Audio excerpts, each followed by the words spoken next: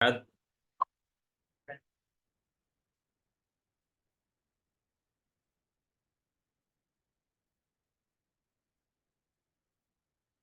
Baik, Pak Apri, Ya, Ustaz.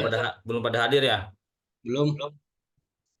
Gimana? Masih kosong, nggak ada yang hadir nih. Belum ada yang hadir. Terus gimana? Belum liburin? Nih ada nih, udah masuk satu orang, Ustaz. Baik, satu Silakan orang ya. lanjut aja, Ustaz. Lanjut aja ya, satu orang juga ya. Ya, ya. Baik, silakan Pak Apri, dibaca Pak Apri.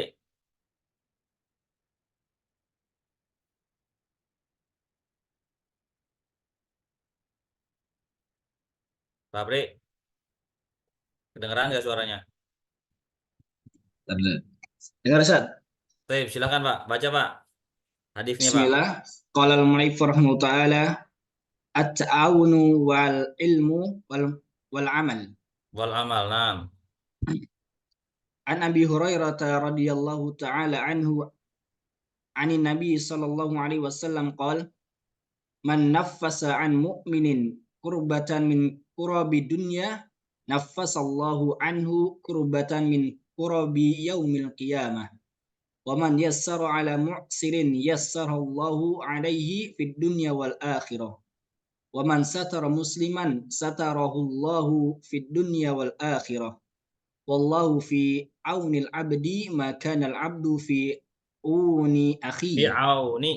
fi auni akhihi wa man salaka tariqan yaltamisu fi ilman saharallahu lahu bihi tariqan ilal jannah wa majtama'a qaumun fi baitin min buyutillahi yatluna kitaballahi wa yatadarasunahu bainahum illa nazalat alaihimus sakinah wa ghashiyatuhumur rahmah wa haffatuhumul malaikah wa dzakarahumullahu fi man indah wa man batta'a bihi amaluhu lam yusri bihi nasabu Baik, rawahu muslimun bihadzal laf. saya naik ke atas Pak Apri. Bismillah, kita mulai ya. Qala al-mu'allifu rahimahullah, Imam An-Nawawi rahimahullahu taala. Eh, bentar.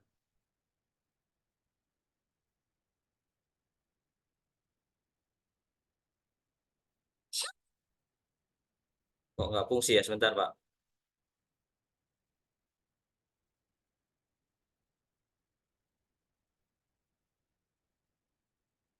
Baik. Mu'allif rahimahullahu taala, beliau memberikan judul untuk hadis yang ke-36 ini dengan judul At-ta'awunu wal ilmu wal amal. Baik. Beliau berikan judul At-ta'awun, saling bantu-membantu, tolong-menolong, dan ilmu dan amal. Baik, kita terjemahkan dulu hadisnya dari Abu Hurairah radhiyallahu taala anhu, dari Nabi Shallallahu alaihi wasallam. Beliau bersabda, man naffasa an mu'min, barang siapa yang meringankan dari seorang mukmin kurbatan, kesulitan dari kesulitan-kesulitan dunia, nafasallahu anhu, nafasa, Allah Subhanahu wa taala akan ringankan darinya kesulitan dari kesulitan-kesulitan pada hari kiamat. Waman yassaru ala mu'sir, barang siapa yang memudahkan atau meringankan atau membantu seorang yang berhutang, maka Allah Subhanahu wa taala akan mudahkan kepadanya di dunia dan di akhirat. Waman satara musliman, barang siapa yang menutupi aib seorang muslim, maka Allah Subhanahu wa taala akan tutupi aibnya di dunia dan di akhirat. Dan Allah Subhanahu wa taala senantiasa berada pada pertolongan seorang hamba selama hamba tersebut senantiasa membantu saudaranya. Dan barang siapa yang menempuh satu jalan menuntut ilmu, maka Allah Subhanahu wa taala akan mudahkan baginya dengan menuntut ilmu tersebut jalan menuju ke surga Allah Subhanahu wa taala. Dan tidaklah sebuah kaum berkumpul di rumah di antara rumah-rumah Allah dengan tujuan mereka membaca kitabullah dan mempelajari kitab tersebut di antara mereka atau selama mereka, melainkan akan turun kepada mereka sakinah, ketenangan. Wa ghasyiyatuhumur rahmah, mereka akan diliputi oleh rahmat Allah Subhanahu wa taala. Wa hafathumul malaikah, dan akan dinaungi oleh para malaikat. Wa dzakarahumullahu fiman indah, dan Allah Subhanahu wa taala akan menyebut nama-nama mereka di hadapan makhluk yang berada di sisi Allah Subhanahu wa taala, yakni para malaikat. Wa man batta bihi amaluh, barang siapa yang amalannya memperlambatnya, maka nasabnya tidak akan mempercepatnya. Baik. Hadis ini diriwayatkan oleh Imam Muslim dengan lafaz ini. Dari Abu Hurairah, semoga Allah Subhanahu wa taala meridhai beliau, dari Nabi sallallahu alaihi wasallam, beliau bersabda, "Man naffasa." Inti hadis ini adalah kata para ulama kita adalah menjelaskan tentang satu kaidah yang sangat agung. Satu kaidah yang dikenal oleh kaum muslimin, oleh para ulama, yang disebutkan oleh para ulama kita, al-jaza'u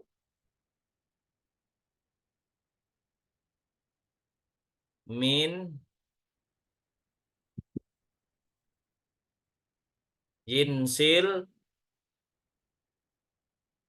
amal.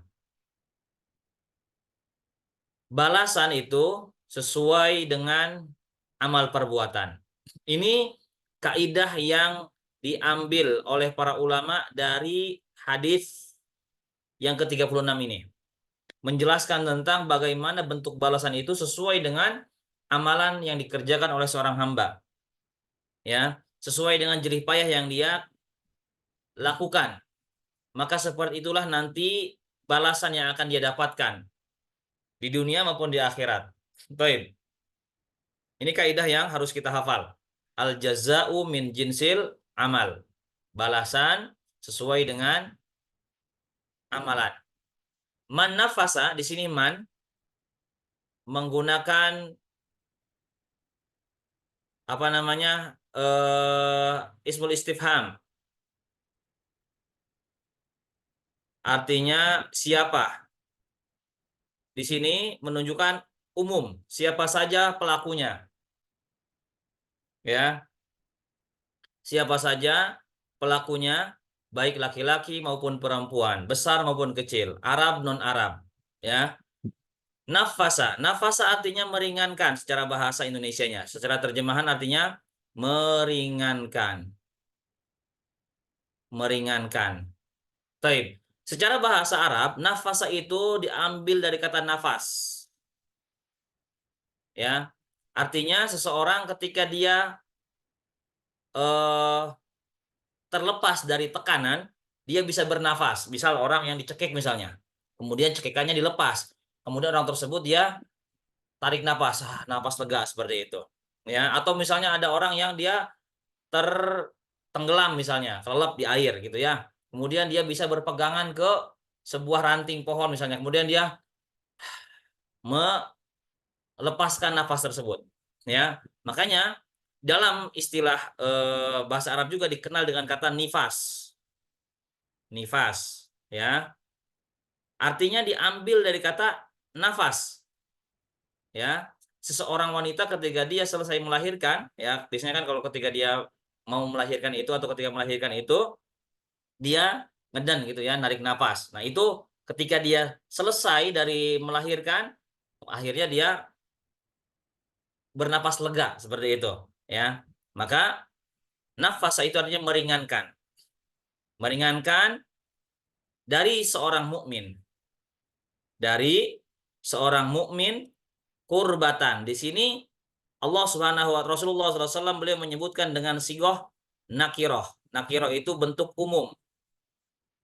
Ya, kesulitan apa saja dari kesulitan-kesulitan di dunia, ya. Dari kesulitan-kesulitan di dunia, baik itu kesulitan yang berkaitan dengan masalah badan, kemudian agama misalnya, atau misalnya ekonomi. Umum di sini sifatnya, ya. Min kurobid dunya, dari kesulitan, kurba artinya kesulitan, ya. Kurob ini artinya jamak, bentuk jamak dari kata kurbah. Kesulitan dari kesulitan-kesulitan dunia. Seorang mukmin peduli dengan saudaranya, dia berusaha meringankan kesulitan saudaranya seorang mukmin dari kesulitan dunia, maka Allah Subhanahu wa taala akan berikan kepadanya balasan. Nafasallahu anhu, Allah akan ringankan darinya kesulitan-kesulitan pada hari kiamat. Balasan Allah Subhanahu wa taala kepada orang yang mau meringankan kesulitan saudaranya seorang mukmin di dunia. Inilah kata-katakan tadi al jaza'u min jinsil amal. Tapi bentuk balasan Allah Subhanahu wa taala itu lebih baik daripada balasan di dunia.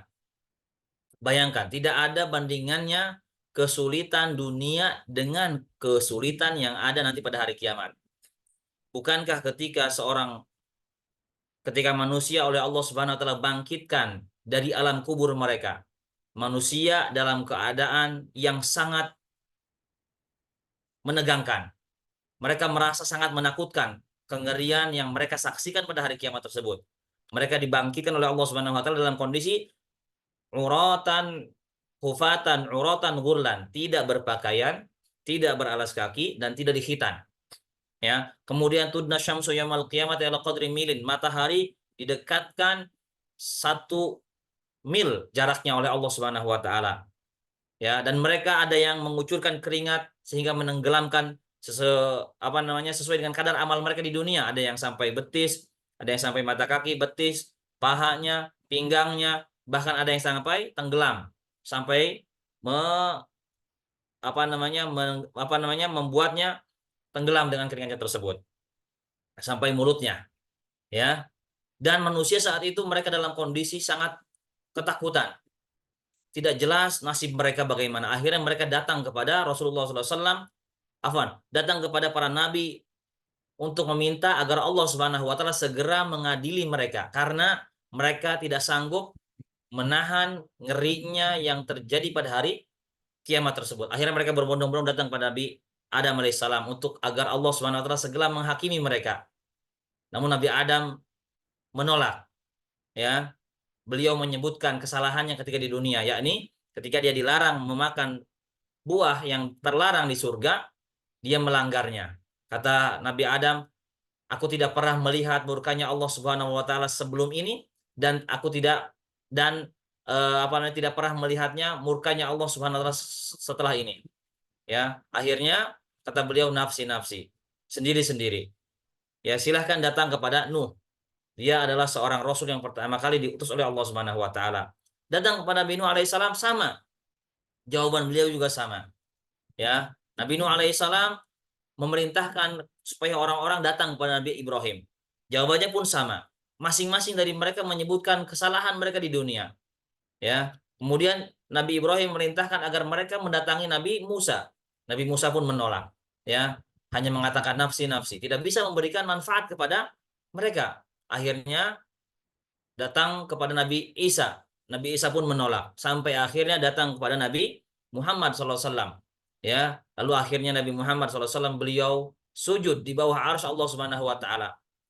Kemudian beliau melantunkan pujian-pujian kepada Allah Subhanahu wa taala dengan pujian yang Allah ilhamkan kepada beliau, dengan pujian-pujian yang tidak pernah dipanjatkannya ketika di dunia. Lalu Allah Subhanahu wa taala berfirman, "Irfa ra'sak", angkat kepala wahai Muhammad. "Wasal tu'tah", silahkan minta. "Washfa'tu syafa'", dan berilah atau mintalah syafaat, niscaya engkau akan diberi syafaat. Akhirnya di situ Nabi Muhammad SAW beliau meminta kepada Allah Subhanahu wa taala agar segera mengadili hamba-hambanya ketika mereka berdiri lama di padang mahsyar. Dan inilah yang disebut dengan apa namanya? Syafa'atul udma, al-maqam al-mahmud, kedudukan yang mulia yang tidak diberikan kepada seorang pun dari nabi dan rasul selain Nabi Muhammad sallallahu alaihi wasallam. Bentuk pemuliaan Allah kepada Nabi Muhammad sallallahu alaihi wasallam diberikan syafaatul udma. Ya, inilah al jazaa'u min jinsil amal. Ya, bagi orang yang dia mau meringankan kesulitan seorang mukmin, saudaranya sesama mukmin dari kesulitan dunia. Apa saja itu tadi kita katakan, baik dalam masalah ekonomi, misalnya badannya, misalnya kesehatannya misalnya, ya, atau apa sajalah, ya, atau agamanya mungkin ada masalah dalam masalah agama, dia membantu meringankannya, ya. Lalu Allah Subhanahu wa taala berikan ganjaran kepadanya, diberikan kemudahan. Allah Subhanahu wa taala ringankan kepadanya kesulitan dari kesulitan-kesulitan yang ada pada hari kiamat. Ini bentuk balasan Allah dengan balasan yang paling baik, ya. Makanya, dan di sini juga perlu diingat bahwasanya meringankan beban kesulitan seorang mukmin itu tidak harus hilang seutuhnya dari seorang mukmin tersebut, ya. Minimal meringankan, minimal. Misalnya ada seorang terlilit hutang misalnya. Nanti deh kita bahas masalah hutang, ya. Misalnya ada orang yang dia kesulitan ekonomi gitu ya. Yang dia misalnya eh, tidak bisa mencukupi kebutuhan untuk keluarganya, ya. Orang miskin tersebut. Datang seorang mukmin membantu meringankan kesulitan tersebut, ya, dia hanya bisa menyuplai misalnya setiap bulan beras misalnya 1 karung. Itu pun termasuk, sekali lagi, tidak harus menghilangkan kesulitan secara total dari seorang hamba tersebut. Inilah baiknya Allah Subhanahu wa taala, ya. Taib. Makanya dikatakan al jazaa'u min jinsil amal, bahkan balasannya itu lebih baik daripada apa yang dia berikan ketika di dunia, ya, kepada seorang mukmin, meringankan kesulitan. Karena tidak sepadan dengan nanti kesulitan yang akan dihadapi olehnya ketika hari kiamat menghadap Allah Subhanahu wa taala. Makanya dalam kaidah ini banyak sekali dalil yang Allah Subhanahu wa taala sebutkan bahwa al jazaa'u min jinsil amal itu banyak disebutkan dalam dalil Al-Qur'an maupun hadis Rasulullah SAW bahwa balasan itu sesuai dengan amal perbuatan. Allah berfirman, "Wa makaru wa makarallah." Mereka membuat makar dan Allah pun Subhanahu wa taala membuat makar kepada mereka. Ya, bentuk balasan kepada mereka, berani membuat makar. Allah pun berikan makar kepada mereka. Ya, kemudian dalam ayat yang lain Allah berfirman, "Innal munafiqina yukhadi'una Allah wa huwa khadi'uhum." Sesungguhnya orang-orang munafik itu berusaha menipu Allah Subhanahu wa taala. Sementara Allah Subhanahu wa taala, ya, juga memberikan tipuan kepada mereka, tipu daya muslihat kepada mereka. Dalam ayat yang lain, "Intan surullaha yang surkum wa yuthabit aqdamakum ya ayyuhalladzina amanu intan surullaha." Wahai orang yang beriman, jika kalian menolong Allah Subhanahu wa taala, menolong agama Allah Subhanahu wa taala, sungguh Allah Subhanahu wa taala akan tolong kalian dan akan teguhkan langkah-langkah kalian. Dalam ayat yang lain, dalam hadis Rasulullah SAW bersabda, "Ihfadillah yahfadka." Jagalah Allah, niscaya Allah akan menjagamu. Ya, dan seterusnya dari hadis yang sudah kita pelajari. Ini dalil-dalil dari kaidah al jazaa'u min jinsil amal. Ditambah lagi dengan permasalahan-permasalahan yang akan kita bahas ini. Ya, taib. Kemudian berikutnya yang kedua, perkara kedua, waman yassara, dan barang siapa yang memudahkan. Yassara artinya memudahkan. Ala mu'sirin. Mu'sir artinya orang yang terlilit utang. Ya, orang yang terlilit utang. Yassarallahu alaihi fid dunya wal akhirah. Maka Allah Subhanahu wa taala akan mudahkan atasnya di dunia dan di akhirat. Ini Masya Allah, keutamaan memberikan pertolongan, ya, kepada orang yang terlilit utang. Mu'sir. Mu'sir itu artinya orang yang dia terlilit utang dan dia berat atau sangat sulit untuk bisa melunasi utang tersebut. Itu mu'sir. Karena penghutang itu ada dua, ya. Pengutang itu ada dua. Kita bagi ya. Orang yang punya hutang itu orang yang punya hutang itu ada dua macam, ya. Ada yang pertama disebut mu'sir. Mu'sir itu tadi dia orang yang terlilit utang dan sangat sulit, sangat berat untuk bisa melunasi utang tersebut. Ada yang musir. Kalau musir ini orang yang lapang, mudah untuk membayar utang. Dia mungkin ada cadangan. Biasanya ini mereka orang-orang yang punya utang dan punya aset untuk bisa membayar utang tersebut. Atau mungkin jatuh tempo utangnya, ya. Seperti itu. Yang kita bahas adalah di sini, mu'sir. Dan ini pun terbagi menjadi dua lagi. Ya. Berhutang kepada kita misalnya, orang tersebut berhutang kepada kita, ini kepada orang lain. Karena akan beda perlakuan nanti hukumnya. Orang yang terlilit utang dan sulit dia untuk membayar utang tersebut, kondisinya, ya, itu terbagi dua. Orang tersebut berhutang kepada kita. Sikap kita bagaimana? Ketika kita mendapati orang yang berutang kepada kita dan dia sulit, kondisinya sangat sulit, benar-benar sulit, dipastikan sulit, bukan pura-pura sulit, ya, bukan pura-pura sulit. Ini memang benar setelah di cross check orang ini sudah berusaha, ya, sudah berusaha untuk melunasi utangnya, namun tetap belum bisa terlunasi hutangnya, ya. Ini kata para ulama wajib bagi kita, hukumnya wajib untuk memberikan penangguhan, ya. Wajib untuk memberikan penangguhan kepada orang tersebut. Bagi orang yang mengutangkan hartanya kepada seseorang yang dia benar-benar tidak sengaja mengulur-ulur pembayaran utang tersebut. Dia sudah berusaha, bisa kelihatan dia berusaha nyicil gitu ya, atau dia sudah berusaha ke sana kemari, namun la qadarullah belum Allah Subhanahu wa taala mudahkan baginya untuk melunasi utang tersebut, tidak bertanggung tangan. Karena ada orang-orang yang sengaja mereka berutang tapi tidak mau bayar utang, ya, sengaja. Alasan ini, alasan itu. Ya, bisa dilihat deh dari bagaimana usaha dia, ya. Nah, kondisi orang seperti ini maka kita wajib memberikan penangguhan kepadanya berdasarkan firman Allah Subhanahu wa taala, wa in kana dzu usratin fanadhiratun ila maisarah.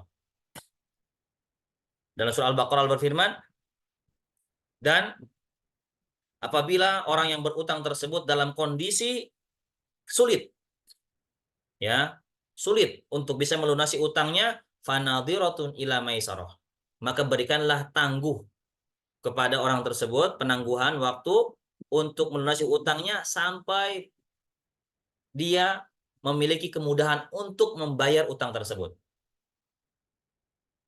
Ya, hukumnya wajib kata para ulama kita. Adapun kalau ada seorang yang dia berutang kepada orang lain, ya, bukan kepada kita nih, dia berutang kepada orang lain dan kita ingin membantu orang tersebut, ya, ini hukumnya tidak wajib kita membantu pada orang tersebut, tapi hukumnya sunnah, ya, sunnah membantu orang tersebut, sunnah.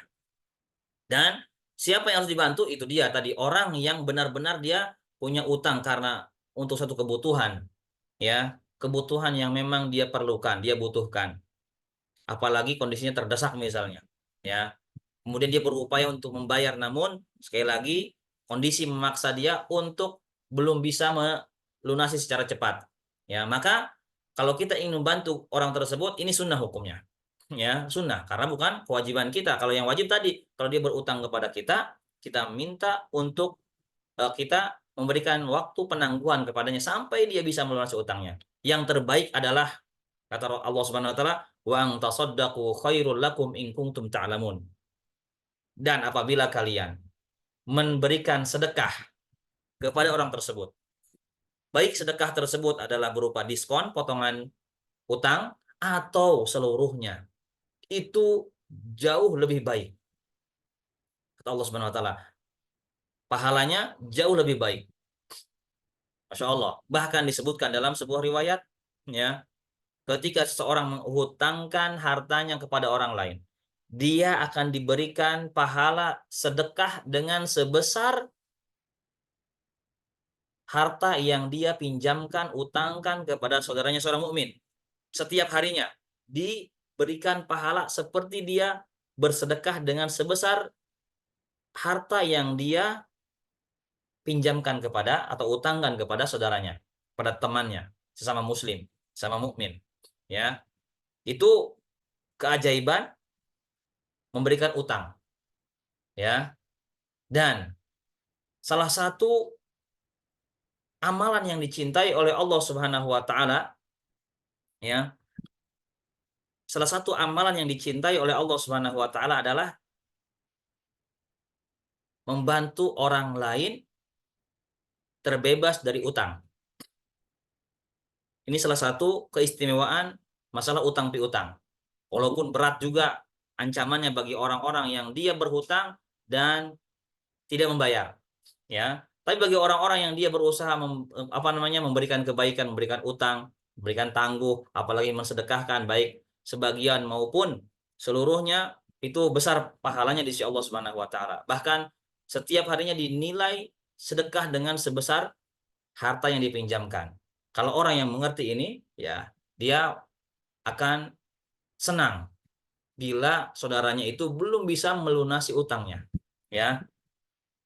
Karena dia tahu keutamaannya mendapat pahala sedekah.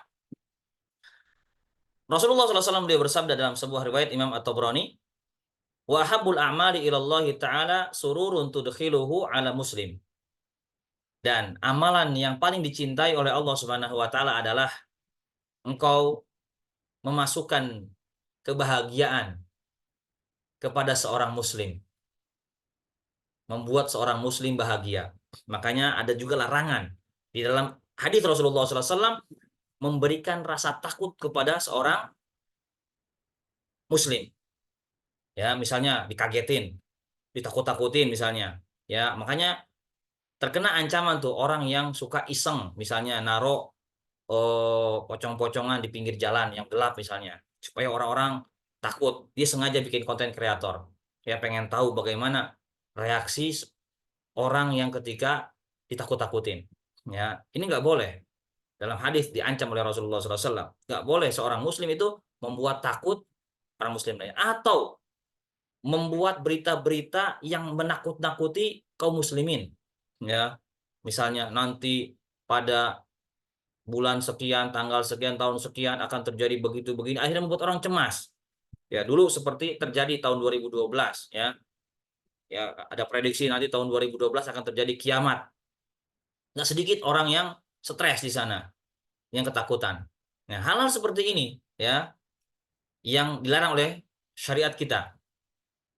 Sebaliknya, memberikan kebahagiaan kepada seorang mukmin, kepada seorang muslim itu sebaik-baik amalan yang dicintai oleh Allah Subhanahu wa taala. Ya. Taib. Au takshifu anhu kurba, atau engkau menghilangkan kesulitan yang dihadapi oleh seorang muslim. Itu amalan yang dicintai oleh Allah Subhanahu wa taala. Au taqdi anhu dainan, atau engkau melunasi hutang orang yang berhutang, baik kepada dirimu atau kepada orang lain. Ya, au tatruda anhu ju'an, atau engkau menghilangkan rasa lapar yang dirasakan oleh seorang muslim. Ini amalan-amalan yang dicintai oleh Allah Subhanahu wa taala. Baik, ya. Sekali lagi, kalau terhadap orang lain, ya, dia ada seorang muslim atau seorang mukmin berhutang kepada orang lain, hukumnya sunnah kita membantu orang tersebut. Ya, adapun ketika ada orang yang berhutang kepada kita dan dia tidak bisa dengan serius, dia sudah berusaha untuk melunasinya, maka wajib kita memberikan penangguhan. Yang terbaik adalah, dianjurkan adalah untuk memberikan pemutihan, ya, atau berikan diskon minimalnya. Ya, itu yang terbaik. Baik, ya. Waman satara musliman,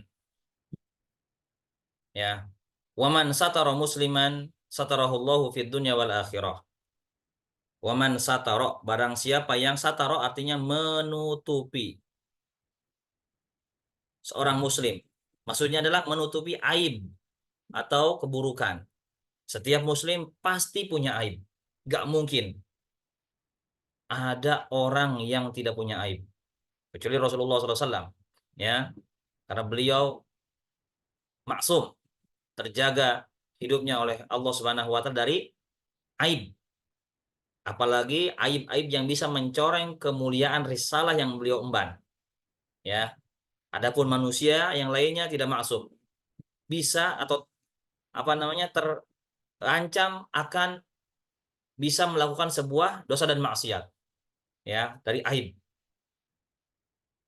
Namun aib tersebut ada yang disembunyikan, ada yang ditampakkan oleh Allah Subhanahu wa taala. Ya, makanya Muhammad bin Wasi' rahimahullahu taala, seorang ulama terkenal, beliau mengatakan, "Lau kana lidzunubi rihun ma qadira ahadun an yajlisa ilayya." Kalau sekiranya dosa itu punya bau, ya, maka tidak ada seorang pun yang sanggup untuk duduk atau bermajelis kepadaku, ya. Makanya salah satu bentuk aib itu kita harus menutup aib tersebut rapat-rapat, bukan diumbar, bukan diumumkan. Makanya Rasulullah SAW mengancam, kullu ummati mu'afan illa mujahirin. Semua umatku akan diampuni dosanya kecuali orang-orang yang mujahir, terang-terangan dia berbuat aib. Bagaimana bentuk mujahir? Kata Rasulullah SAW, seseorang di malam hari dia melakukan dosa pada Allah Subhanahu wa taala, melakukan maksiat. Di waktu pagi Allah Subhanahu wa taala telah tutup aibnya, namun dia umbar aib tersebut. Dia berkata, aku melakukan ini, melakukan itu. Maksudnya kemaksiatan dia lakukan di malam hari, dia umbar kepada orang lain. Termasuk ketika seseorang dia dengan bangga melakukan kemaksiatan misalnya secara terang-terangan, baik secara langsung maupun di media massa misalnya, atau di media sosial misalnya. Ya, apalagi sekarang zaman orang itu mengambil kaidah khalif tu'raf. Ya, khalif tu'raf. Nih, kaidahnya khalif tu'raf. Ini kaidah bermata dua. Selisihi manusia tu'raf, pasti kamu akan viral. Nah, khalif tu'raf. Nyeleneh ente viral pasti. Gitu ya. Makanya ada orang yang sengaja dia ingin viral, tujuannya tapi mengorbankan kehormatan dirinya. Ya, beragam. Ada yang mengucapkan statement kata-kata yang membuat orang apa tuh namanya, bereaksi keras. Sengaja dia itu tujuannya untuk menjadi viral. Ada yang menggunakan aksi misalnya, ya, buka-bukaan dan lain sebagainya, seperti itu. Bisa juga ini positif, khalif tu'raf, selisihi orang lain yang melakukan kerusakan, engkau akan viral di hadapan Allah Subhanahu wa taala, tentunya di hadapan orang-orang soleh tentunya, ya, seperti itu. Ini sebuah ungkapan, bisa positif bisa negatif. Baik, ya. Waman satara musliman, barang siapa yang menutupi aib seorang muslim, ya, satarahullahu fid dunya wal akhirah, maka Allah Subhanahu wa taala akan tutupi dia aib-aibnya di dunia dan di akhirat. Insyaallah. Ini balasan bagi orang yang berusaha menjaga kehormatan orang lain, terutama aibnya para ulama. Kita tahu misalnya ada seorang alim, seorang ulama, dia mungkin punya aib yang kita tahu, gitu ya. Kita berusaha untuk jaga. Karena apa? Menjaga kehormatan seorang alim itu sama saja kita menjaga kehormatan ilmu yang diusungnya.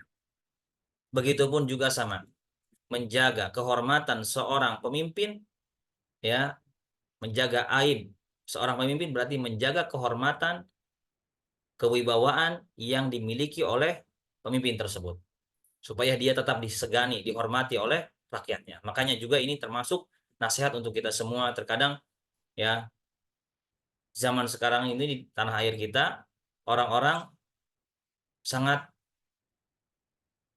berlebih-lebihan, ya, di dalam menyelisihi kaidah Ahlussunnah wal Jamaah terkait masalah kesalahan para pemimpin. Ya, para pemimpin punya aib misalnya, ya, dicela habis-habisan, dibongkar habis-habisan, dan kita ikut-ikutan biasanya, gitu ya, berkomentar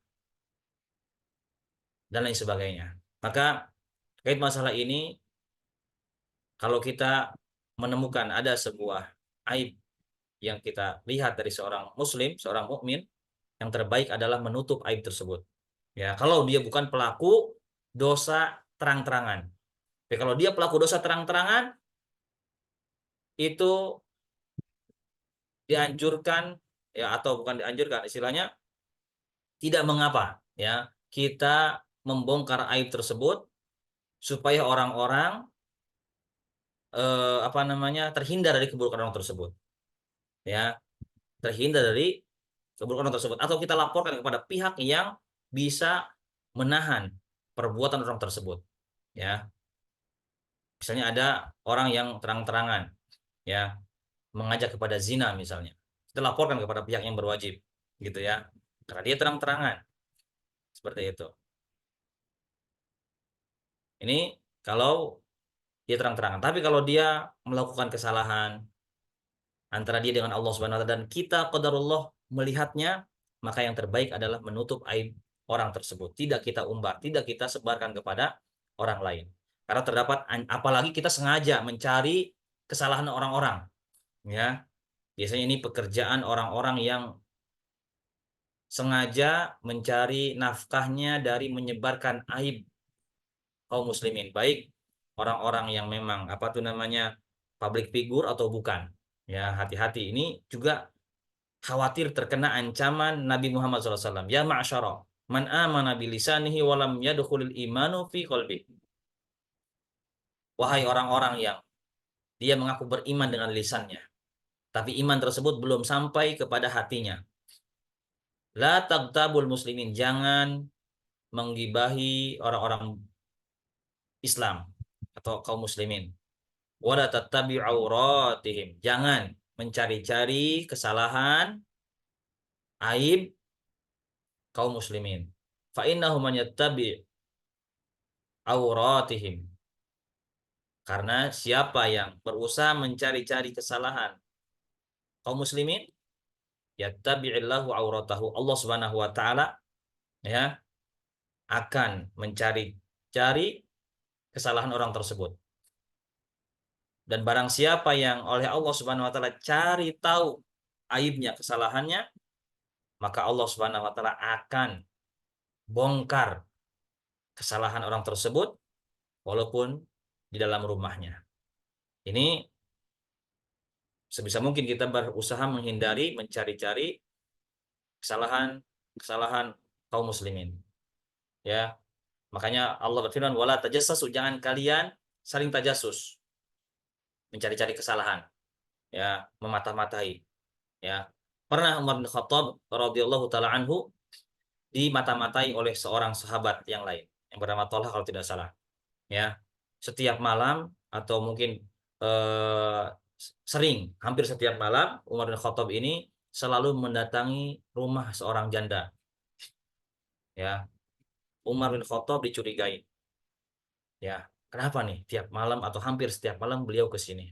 Ketika Umar tidak datang ke rumah janda tersebut, Thalhah datang. Ternyata didapati janda tersebut adalah seorang nenek tua yang renta dan buta penglihatannya. Ditanya, apa yang dilakukan oleh laki-laki itu? Maksudnya Umar bin Khattab. Kata nenek tersebut berkata, orang tersebut berusaha membantu meringankan kehidupanku. Ya, Umar bin Khattab biasa bersedekah, memberikan bantuan kepada nenek tersebut sampai akhirnya Tolha tersadar. Ya, Tolha telah berbuat salah. Ya, berusaha mencari-cari tahu apa yang dilakukan oleh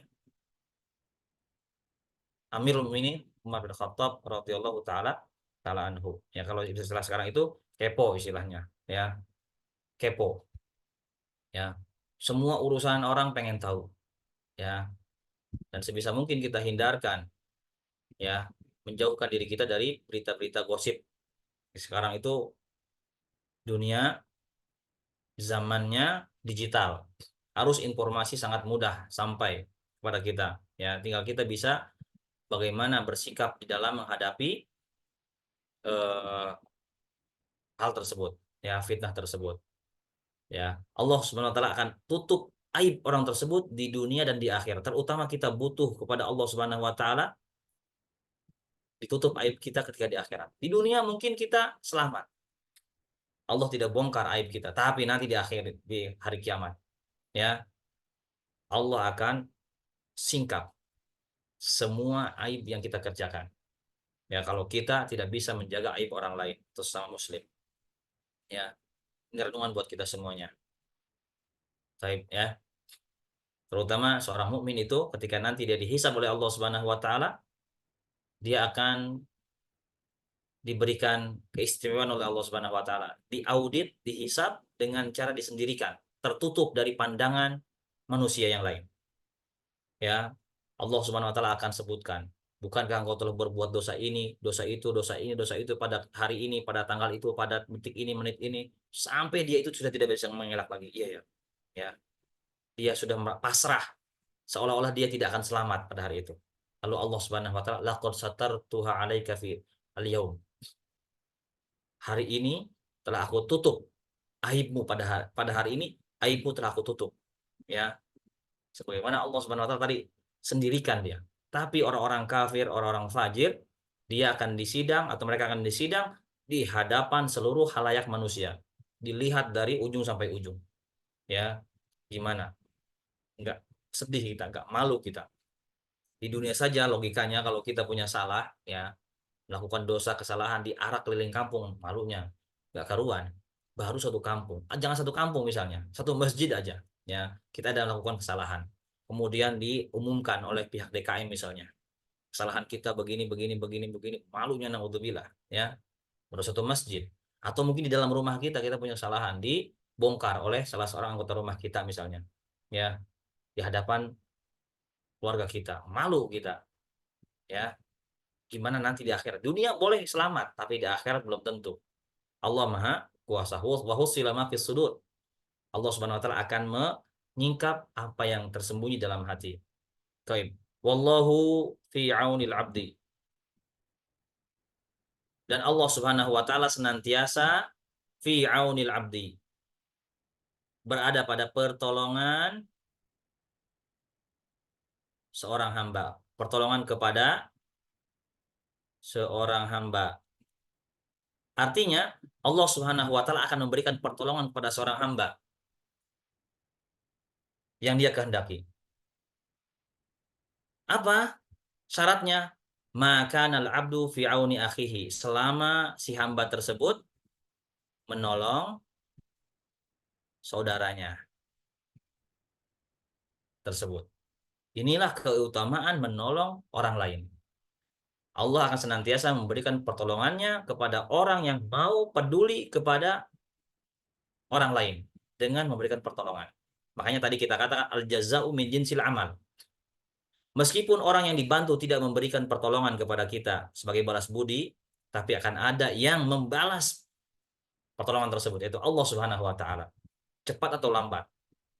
Ya, cepat atau lambat. Terkadang kita merasa apa tuh namanya? Sia-sia menolong orang lain. Ya, kok begini balasannya? Kita bantu, kita tolong kok begini balasannya. Gitu ya. Ingat, kalau kita ingat sabda Nabi SAW ini, mungkin kita tidak diberikan pertolongan dari pintu ini, tapi Allah Subhanahu wa taala akan buka pertolongannya dari pintu yang lain. Ya, ini yang perlu kita kedepankan. Ketika kita mau membantu dengan empati kita, dengan penuh keikhlasan membantu saudara kita, ya, kita berharap ada kemudahan-kemudahan dari Allah Subhanahu wa taala. Ya, inilah pentingnya kita mempelajari sunnah-sunnah Rasulullah Shallallahu alaihi wasallam. Makanya dalam sebuah hadis riwayat Imam At-Tabrani, Rasulullah sallallahu alaihi wasallam juga bersabda, la an amshiya ma'a akhin li fi hajatin ahabbu ilayya min an a'taqifa fi masjidi hadza syahran. Sungguh aku menempuh suatu perjalanan dengan saudaraku muslim untuk menutupi kebutuhannya, ya. Misalnya ada teman, ada saudara minta teman atau minta bantuan untuk diantar, untuk ditemenin misalnya ke suatu tempat, ya, untuk dia tunaikan kebutuhannya, hajatnya, ya, minta bantuan. Itu lebih dicintai oleh Rasulullah SAW daripada beliau beriktikaf selama sebulan di masjidnya. Masya Allah, ya. Misalnya, apalagi orang tua yang membutuhkan bantuan misalnya, ya, para ulama sampai mereka rela mengorbankan waktu mereka, bisnis mereka, ya, kebutuhan dunia mereka demi orang tuanya, seperti itu. Waman salaka tariqan, dan barang siapa yang salaka artinya menempuh,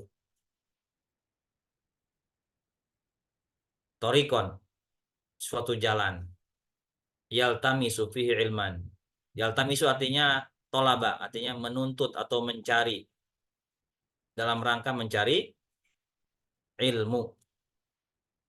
Barang siapa yang dia menempuh suatu jalan di dalam rangka mencari ilmu agama, mencari ilmu agama yang paling utama. Adapun ilmu dunia ini tergantung. Adapun ilmu dunia sekali lagi tergantung, ya. Kalau ilmu agama ini sifatnya terbagi dua, ada yang fardu ain, fardu kifayah. Fardu ain ini hal-hal yang dibutuhkan oleh dia di dalam beribadah pada Allah Subhanahu wa taala yang sifatnya wajib, seperti belajar ilmu salat, ilmu wudu, yang dengan tanpa ilmu tersebut tidak akan sah salatnya, tidak akan sah wudunya. Belajar zakat bagi orang yang sudah wajib zakat, belajar ilmu tentang haji bagi orang yang akan haji, itu menjadi fardu ain. Dia harus belajar. Fardu kifayah ini hal-hal yang sifatnya pendalaman.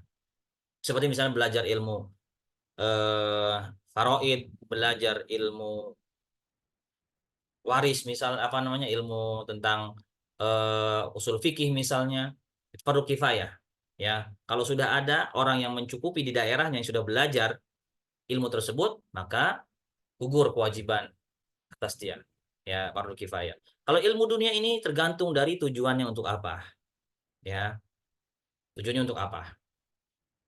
Kalau hanya sekedar untuk kepentingan pribadinya, tidak ada keutamaan pahala baginya, ya. Tapi kalau ilmu tersebut, ilmu dunia tersebut untuk kepentingan umum, ya, maka itu akan bisa menjadi pahala dari si Allah Subhanahu wa taala, bahkan bisa menjadi fardu kifayah. Misalnya belajar ilmu kedokteran misalnya, ya. Dia niatkan untuk membantu kaum muslimin, ya, membantu kaum muslimin.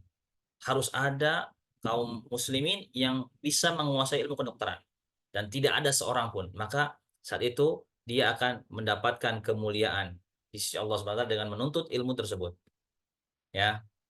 Baik. Adapun kalau untuk sekedar pribadi ini tidak ada keutamaan khusus, ya. Kecuali kalau tadi sekali lagi kita niatkan untuk Islam. Ya, saya belajar ilmu kedokteran supaya bisa berbakti kepada agama Allah Subhanahu wa taala. Saya bisa bersedekah dengan ilmu kedokteran saya. Ya, saya memberikan fasilitas apa namanya, misalnya berobat gratis atau berobat murah misalnya, ya, menolong kaum muslimin. Itu akan bernilai pahala dari Allah Subhanahu wa taala. Tapi kalau agama ini mutlak, ya. Belajar agama selama niatnya benar karena Allah Subhanahu wa taala akan bernilai pahala di sisi Allah Subhanahu wa taala. Makanya Al-Imam Syafi'i rahimahullahu taala beliau berkata, "Talabul ilmi afdalu min sholatin nafilah." Menuntut ilmu itu lebih afdol daripada melaksanakan sholat-sholat nafilah, sholat-sholat sunnah. Kenapa? Dengan menuntut ilmu, dia mengetahui kebenaran-kebenaran, kebaikan-kebaikan dalam masalah agama. Makanya Allah SWT bersabda, Rasulullah SAW bersabda, "Sahhalallahu lahu bi thariqat", maka Allah akan mudahkan. Sahala artinya Allah mudahkan baginya dengan jalan tersebut, jalan menuntut ilmu tersebut, ya, bihi, ya, artinya kembali kepada jalan menuntut ilmu. Thariqon, jalan menuju kepada surga Allah Subhanahu wa taala. Karena jalan menuju surga itu banyak, banyak jalannya, ya. Kita bisa tahu jalan-jalan menuju ke surga itu dengan cara apa? Dengan cara belajar agama. Butuh pengetahuan jalan-jalan tersebut. Makanya para ulama mereka lebih mengedepankan, ya, ilmu. Kenapa? Karena dengan ilmu mereka bisa menentukan sikap prioritas dalam beramal. Mana amal-amalan yang dianjurkan, mana amalan-amalan yang tidak dianjurkan. Mana amalan-amalan yang utama, mana amalan yang lebih utama. Ketika ada amalan yang utama dan satu lagi lebih utama, mereka akan pilih yang lebih utama. Ya, contoh Jureid misalnya, ketika dia sholat, ibunya memanggilnya. Dia bingung, bimbang, sholatku atau ibuku. Akhirnya dia lebih pilih sholatnya. Mungkin dianggap sholat ini kebaktian kepada Allah Subhanahu Wa Taala. Ya, justru ternyata Allah Subhanahu Wa Taala dengan sholatnya berikan ujian. Ya, karena dia mengabaikan panggilan ibunya. Akhirnya Allah berikan ujian dengan tadi, ya. Seorang alim bisa memilih mana amalan yang dianjurkan, mana amalan yang tidak dianjurkan. Seperti itu. Makanya ada ungkapan para ulama salaf gitu, ya, mengatakan al-iktisadu fi sunnah, mencukupkan amalan dengan sunnah itu lebih baik daripada banyak melakukan amalan tapi bid'ah, ya. Contoh misalnya, ketika seseorang masuk pasar membaca doa, la ilaha illallah wahdahu la syarikalah lahul mulku wa lahul hamdu yuhyi wa yumitu wa huwa hayyun la yamutu biadihil khair wa huwa ala kulli syai'in qadir. Apa kata Rasulullah SAW pahalanya? Akan dicatat baginya 1 juta pahala, 1 juta kebaikan. Dihapus darinya 1 juta keburukan. Bayangkan, 1 juta pahala, 1 juta keburukan pahalanya. Dan diangkat 1 juta derajat oleh Allah Subhanahu wa taala. Bayangkan, hanya dengan membaca doa, mungkin kita tujuannya ke pasar itu kan bukan untuk istilahnya ibadah secara murni, ya. Ada yang tujuan ke pasarnya cuma buat beli, ada juga yang masuk pasar cuma sekedar lihat-lihat, bahkan kalau sekarang itu cuma buat istilahnya healing, ya, menghilangkan penat. Tapi bagi seorang yang dia mengenal sunnah, dengan ilmunya dia amalkan doa ini, daripada dia misalnya zikir dengan membaca zikir-zikir yang tidak dicontohkan oleh Rasulullah SAW, melantunkan apa tuh namanya, kalimat-kalimat yang tidak dicontoh oleh Rasulullah SAW, yang isinya gulu berlebihan misalnya, ya, bahkan mengandung kesyirikan kepada Allah Subhanahu wa taala. hanya dengan satu doa yang dipanjatkan mengalahkan ya amal-amal lain. Atau misalnya ada orang sholat, ya sholatnya banyak tapi tidak sesuai dengan kriteria yang dicontohkan oleh Rasulullah SAW. Ya menyelisihi sunnah Rasulullah SAW. Makanya tadi al-iktisadu fi sunnah khairun minal iktsar fil bid'ah. Ya, hemat, cermat dalam sunnah itu jauh lebih baik daripada misalnya berbanyak-banyak di dalam melakukan bid'ah seperti itu. Makanya sekali lagi pentingnya ilmu syari, dan ilmu syari itu menuntut ilmu itu ada dua bentuknya. Thalabul ilmi ada dua bentuknya. Ada yang hissi, hissi itu artinya konkret, ada yang maknawi. Maknawi itu artinya abstrak, ya. Kalau yang konkret itu misalnya menghadiri majelis ilmu, datang secara langsung ke masjid atau mendatangi sekolah misalnya, madrasah atau mulazamah ke para ulama misalnya di rumahnya. Itu yang hissi atau yang konkret. Yang maknawi contohnya seperti membaca buku-buku agama, mendengarkan rekaman-rekaman ceramah para ulama misalnya, ya, atau membaca artikel-artikel yang ada di website dan seterusnya. Itu bentuk thalabul ilmi, ya. Dan tentunya yang datang secara langsung menimba ilmu kepada para ulama itu yang lebih afdol, yang lebih baik daripada kita membaca buku, ya, daripada kita hanya sekedar mendengarkan melalui rekaman, ya. Karena ada keutamaan khusus. Apa keutamaannya? Disebutkan oleh Rasulullah SAW, wa majtama'a qaumun fi baitin min buyutillah. Nah, inilah. Wama, dan tidaklah ijtama'a artinya berkumpul, qaumun sebuah kaum, fi baitin di rumah, dari rumah-rumah Allah Subhanahu wa taala, jamak dari baitun, buyut. Tapi perlu diperhatikan, ketika disandarkan satu benda, satu makhluk kepada Allah Subhanahu wa taala, bukan berarti benda tersebut bagian dari Allah Subhanahu wa taala, bukan. Ya, sekali lagi. Ketika ada sebuah makhluk, benda, manusia atau yang lainnya disandarkan kepada Allah Subhanahu wa taala, bukan berarti benda itu bagian dari Allah Subhanahu wa taala, bukan. Tapi itu merupakan penyandaran yang disebut dalam bahasa Arab idhofatu tasyrif.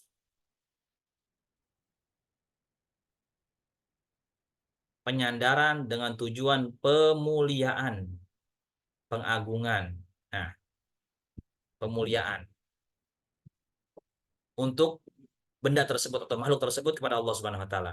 Bukan berarti rumah Allah secara hakiki. Allah berdiam di rumah tersebut, bukan. Karena Allah Subhanahu wa taala Maha tinggi, Maha agung, Maha mulia, ya, yang tidak membutuhkan pada tempat. Seperti itu. Sekali lagi ini bentuk pemuliaan, pengagungan. Artinya makhluk tersebut dimuliakan karena apa? Disandarkan kepada zat yang agung, yaitu Allah Subhanahu wa taala. Seperti kata abdun misalnya, hamba. Kalau kata hamba saja, hamba, budak, ya, sebuah kehinaan. Contoh dulu siapa? Bilal bin Rabah. Ketika beliau menjadi budak, terhina, ya, disiksa, diintimidasi, diperas keringatnya. Tapi ketika dia merdeka, memeluk Islam jadi mulia, hamba, abdun. Makanya ketika disandarkan kepada Allah Subhanahu wa taala, Abdullah, hamba Allah, ya, menjadi mulia, hamba Allah. Seperti itu. Ya, bait rumah biasa saja artinya rumah. Tapi ketika disandarkan kepada Allah Subhanahu wa taala jadi mulia tempat ini, yaitu masjid. Maksudnya, ya, tempat yang dimuliakan oleh kaum muslimin. Ya, bahkan sebaik-baik tempat adalah rumah Allah Subhanahu wa taala. Seburuk-buruk tempat adalah pasar. Apa tujuan mereka berkumpul di masjid di rumah Allah Subhanahu wa taala? Yatluna kitaballah. Mereka membaca, yatlun artinya membaca, kiroah ya. Kiroah artinya, kiroatun artinya membaca. Kiroatul Quran ya, membaca kitab Allah Subhanahu wa taala. Wa yatadarasunahu bainahum. Yatadarasun artinya saling mempelajari. Saling mempelajari kitab Allah Subhanahu, ayat-ayat Allah Subhanahu wa taala ya. Masuk juga di antaranya adalah mempelajari sunnah-sunnah Rasulullah SAW, atau masuk juga di dalamnya adalah majelis-majelis ilmu di dalamnya. Karena majelis ilmu itu adalah majelis yang dikatakan oleh Rasulullah SAW taman di antara taman-taman surga. Rasulullah SAW bersabda, "Idza marartum bi riyadil jannah farta'u." Kalau kalian melewati taman dari taman-taman surga, maka bersimpuhlah di situ. Maksudnya adalah majelis ilmu. Kenapa majelis ilmu dikatakan taman surga atau dikategorikan juga sebagai bentuk mempelajari kitab Allah Subhanahu wa taala? Karena di majelis ilmu yang dibacakan di dalamnya Al-Qur'an, sunnah-sunnah Rasulullah SAW, ini termasuk bentuk mempelajari kitab Allah Subhanahu wa taala atau wahyu Allah Subhanahu wa taala. Ya, masuk. Apa kata Rasulullah SAW? Illa nazalat, nazal artinya turun kepada mereka sakinah, ketenangan, ketentraman, tenang, tentram, ya. Makanya solusi bagi orang yang galau, ya, galau, baik terlilit utang misalnya, jatuh tempo utang, kalau mau tenang datang majelis ilmu, dijamin lupa permasalahan tersebut, ya. Walaupun nanti kasusnya ketika keluar dari majelis ilmu ingat lagi, ya itu beda lagi urusannya, ya. Tapi ya, ketika di majelis ilmu kalau kita benar-benar hadir, menghayati, mengikuti dengan baik, Allah Subhanahu wa taala akan anugerahkan kepada mereka ketenangan, ketentraman jiwa, ya. Wa ghasyiyat humur rahmah. Ghasyiyat artinya diliputi oleh rahmat Allah Subhanahu wa taala. Kasih sayang Allah Subhanahu wa taala turun kepada mereka, ya. Kasih sayang Allah Subhanahu wa taala akan meliputi mereka. Wa hafathumul malaikah, para malaikat akan menaungi mereka, ya. Menaungi mereka. Makanya di antara tugas para malaikat di antaranya adalah ada yang ditugaskan untuk mencari majelis-majelis ilmu yang dibacakan di dalamnya Al-Quran, hadis-hadis Rasulullah SAW, atau mereka orang-orang yang di masjid, di rumah Allah SWT berkumpul di dalam mempelajari Al-Quranul Karim, khususnya, terutama, ya, atau dipelajari di dalamnya majelis-majelis ilmu yang bermanfaat. Para malaikat, mereka akan menaungi mereka. Bagaimana bentuknya? Allah alam, kita nggak tahu. Ya, bagaimana bentuk cara mereka menaungi orang-orang yang menuntut ilmu atau membaca Al-Quran, sesama-sama mempelajari Al-Quran, sama-sama mempelajari hadis-hadis Rasulullah SAW, kita nggak tahu. Kita yakini, kita imani bahwa ketika kita berkumpul di masjid di dalam rangka mempelajari kitabullah, membaca kitabullah, mempelajarinya, ya, atau berhadir di majelis ilmu, akan turun para malaikat menaungi kita. Inilah 4 keutamaan bagi orang-orang yang berkumpul di masjid untuk mempelajari, membaca firman-firman Allah Subhanahu wa taala, masuk juga di antaranya adalah hadis-hadis Rasulullah SAW atau ilmu-ilmu yang bermanfaat kata para ulama. Ya. Wa dzakarahumullahu fi man indah. Yang keempat, mohon maaf, terlewat. Allah Subhanahu wa taala akan sebutkan, dzakara, sebutkan mereka, orang-orang yang hadir di perkumpulan tersebut di hadapan makhluk Allah yang mulia, itu para malaikat. Ya, disebutkan si fulan, si fulan, si fulan. Gimana nggak bangga kalau ada orang namanya disebutkan di hadapan seorang pemimpin, raja, ya. Misal Pak Jokowi mengumumkan di istana, ya, manusia spesial pada acara ini adalah fulan. Bangganya luar biasa. Ya, mungkin akan dikenang, diabadikan, video kah atau foto kah, bahkan di status dipajang, ya, dihargai atau diberikan penghargaan oleh presiden. Bagaimana kalau dibanggakannya oleh Allah Subhanahu wa taala di hadapan makhluk Allah yang mulia itu para malaikat? Karena kita yang tidak tahu yang gaib, jadi kita tidak merasa hal itu spesial. Ya, inilah pentingnya kita beriman kepada perkara yang gaib. Ya, alladzina yu'minuna bil ghaibi, yaitu mereka orang-orang yang beriman kepada yang gaib. Ya, waman batta'a bihi amalu, barang siapa yang batta'a artinya memperlambat, memperlambat dengannya amalnya, maksudnya apa? Amalnya tersebut memperlambat dia.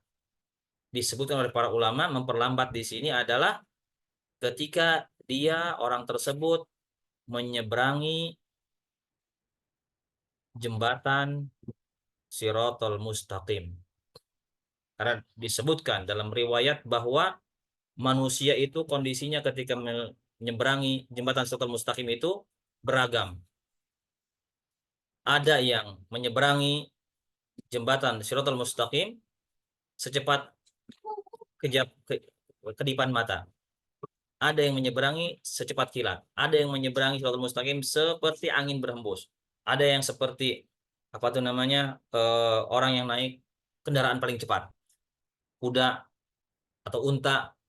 Ada yang menyeberangi dengan berlari, seperti berlari. Ada yang sambil berjalan, seperti berjalan. Ada yang sambil merangkak. Ya, makanya disebutkan dalam sifat-sifat orang menyeberangi Shiratal Mustaqim itu, ada yang selamat menyeberanginya, ada yang dia selamat sampai ke ujung tapi terluka, tercabik-cabik, karena di kanan dan kiri Shiratal Mustaqim tersebut terdapat kelalip, kail-kail pengait yang akan mengait orang-orang yang melewati jembatan tersebut. Akan ada juga yang ketiga, sifat bentuknya adalah orang yang jatuh ke dalam neraka jahanam, karena Shiratal Mustaqim itu dibentangkan di atas neraka jahanam. Disebutkan sifat Shiratal Mustaqim itu, dia seperti rambut dan tajamnya seperti pedang. Dia akan menggelincirkan orang yang berada di atasnya. Semuanya kembali kepada amal perbuatan orang tersebut. Ya, orang yang amal perbuatannya di dunia, amal solehnya banyak, bagus, maka akan dia cepat masuk surga Allah Subhanahu wa taala. Tapi yang lambat amalnya, maksudnya apa? Amalannya itu sedikit, jadi dia dilambatkan oleh amalnya sendiri. Harusnya dia, orang-orang sudah nyampe ke ujung, dia merangkak jalannya, ngesot istilahnya. Apa kata Rasulullah SAW? Lam yusri' bihi nasabuh.